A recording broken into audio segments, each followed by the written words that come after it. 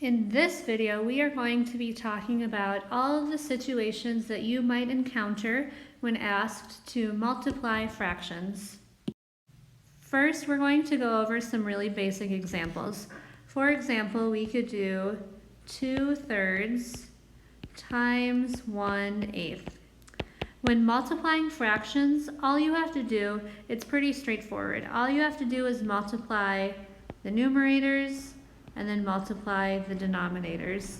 So 2/3 times 1/8, I do 2 times 1 to get 2, 3 times 8 to get 24. That's really all there is to it. In the end, I can simplify my fractions to find the most simplified version of the fraction. So I can divide 2 and 24 both by 2. 2 divided by 2 is 1.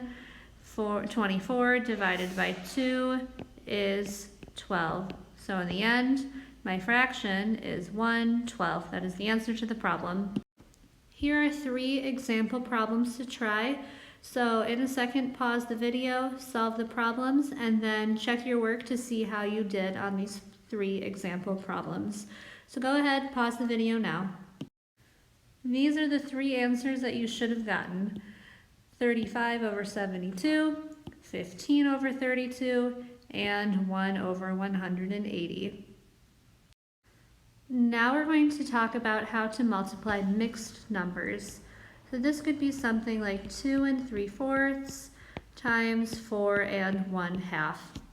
So if you watched my adding fractions or subtracting fractions videos, you would have seen that I talked about how whenever we have whole numbers when we're working with fractions, the easiest way to work with them is really just to get rid of the whole numbers. So if I have mixed numbers, the best way for me to solve this problem to minimize the chances for me to make a mistake would be if I change these to improper fractions. So I really go in depth on how to change mixed numbers to improper fractions in my adding fractions video. So if you're not sure how to change mixed numbers to improper fractions, you can watch that section of the video to learn more about how we change improper fractions to mixed numbers. So I'm just going to go through it quickly right now. I do 2 times 4 to get 8, and then I add this amount. I add the 3 on top to get 11. So 2 3/4 is equal to 11/4. I'll do the same over here. 4 times 2 is 8. And then I add 1 to this amount to get 9. So 4 1/2 is equal to 9/2. So now, just like before, literally all I have to do is multiply the numerators. So 11 times 9, 99. Then multiply the denominators. 4 times 2 is 8. So now I can simplify. 8 goes into 99. Well, I know 8 times 12 is 96. So 12 full times with 3 left over. So 12 3/8 is my final answer here. So here are 2 example problems to try. So solve it the same way we just did up here, where we change it to improper fractions, and then we solve and simplify if we need to at the end. So take a second, solve the problems, then play the video when you have it figured out to check your answers. So go ahead, pause the video now. These are the 2 answers that you should have gotten. 14 and 1 over 40, and 4 and 20 over 27. So if you got anything wrong, go back and check your answers, see where you went wrong, and if you can fix your mistake. The next situation we're going to talk about is if you have a fraction, so like 1/5 times a whole number. So just like I said on the problems before, if you have a whole number when you're working with fractions, it's really important that you change it to a fraction. That's going to be the easiest way for you to have the most success when multiplying these numbers. So when we have a whole number, to change it to a fraction, literally all I have to do is put a 1 underneath it.